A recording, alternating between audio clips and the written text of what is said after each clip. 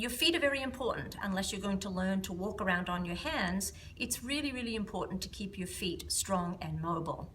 This is particularly important as we get older because our risk for falling goes up if we don't maintain good flexibility and mobility in our feet. So I'm going to show you 5 very simple exercises that you can do at home, sitting while you're watching your television show, or simply when you have a moment in time. The goal behind this is to really improve the ability of the toes to grip. Keep those toes nice and strong. So you can see I'm just slowly pulling the towel towards me. Then you want to try and push it back out again. A little bit more challenging to do to push out, but very easy to do when you're moving it towards the body. And the reason why we do this exercise is when you're leaning into a cupboard, you're really going to be gripping with those toes to maintain your balance. Those toes are also important to keep nice and strong should you lose your balance and you need to take a step quickly. So having nice strong toes to grip with will not only help you maintain your balance, but will also help you restore your balance if you should unexpectedly lose it. And similar to the towel scrunches, this is really designed to improve the gripping capability of the foot and really to maintain the flexibility. So you're simply just going to pick up the marbles, curl them under your toe, and move them about 3 or 4 feet away from you. This is a nice exercise to really improve the gripping strength of the toes, and also notice how much flexibility that I have to use to move those marbles from point A to point B. This is a really important one for making sure that you maintain the integrity of the arch. As we get older, there's a tendency for that arch to become more weak and in some cases actually lose the arch support. So this is a really nice exercise just to really improve the strength of the muscles underneath the arch. A good thing to do is to begin doing it in a seated position, but as you become more comfortable with the activity, you can actually do it in a standing position so that you can add a little bit more pressure to the ball.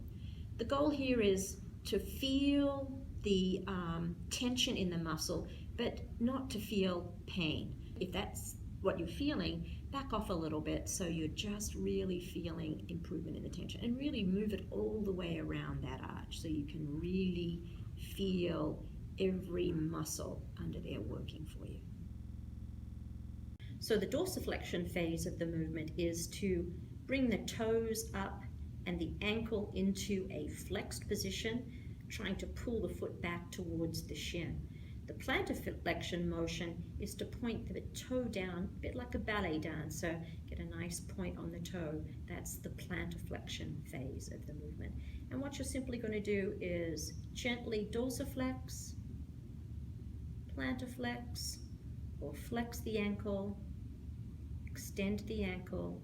And not only will this be improving the mobility of the ankles, but it'll also be improving the strength of the muscles in the calf and the shin area. So if you think about your walking pattern, when you're landing, you're going to land on your heel, you're going to press into dorsiflexion, and then you're going to toe off. So you want to have a nice strong set of ankle muscles to be able to maintain a good stride length when you're out there walking in the neighborhood.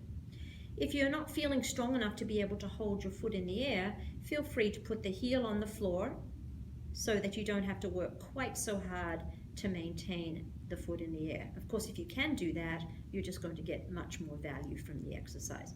But you can still flex and point with the heel on the floor. Now, to make the activity just that little bit more challenging, you can also use a resistance band, putting it right underneath the arch and holding it tight with one hand. And then you're going to now plantar flex against resistance. So that's just going to make the foot have to work just that little bit harder as you're doing the exercise. This, again, is a very, very good exercise. We need to maintain good ankle mobility and good foot mobility if we're going to be able to maintain good balance. As you noticed when we did our plantar flexion, dorsiflexion activity, our foot was moving in a forward direction. This time we're going to be trying to make as big a circle as we can with the foot. We're going to try to draw a big circle so that we can really work another set of muscles in the foot. Again, we want to be nice and flexible in that ankle region. And once you've done it about 5 or 6 times in a clockwise direction, you want to move it in an anti-clockwise direction, just so you're maximizing the movement pattern. And again, if you're feeling it's a little bit more challenging for you to keep your foot in the air, you can still do quite a nice ankle circle while maintaining the heel on the ground. The goal here is really to isolate the movement to the ankle joint if you can, and make as big a circle as you can. And again, you want to be working in both directions so that you can maximize the work of the muscles around that ankle joint. Again, this activity is going to be very, very important to create flexibility. Imagine if you were to step in a hole when you're walking. This would be, the more flexible your ankle is, the more you're going to be able to absorb the impact. So today you got to see 5 foot exercises that are going to really improve both the strength and mobility of your foot and ankle joint.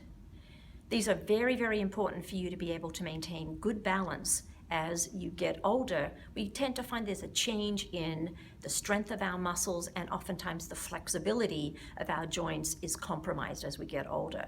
But the more we use those particular muscles and joints, the more strong and healthy they're going to be.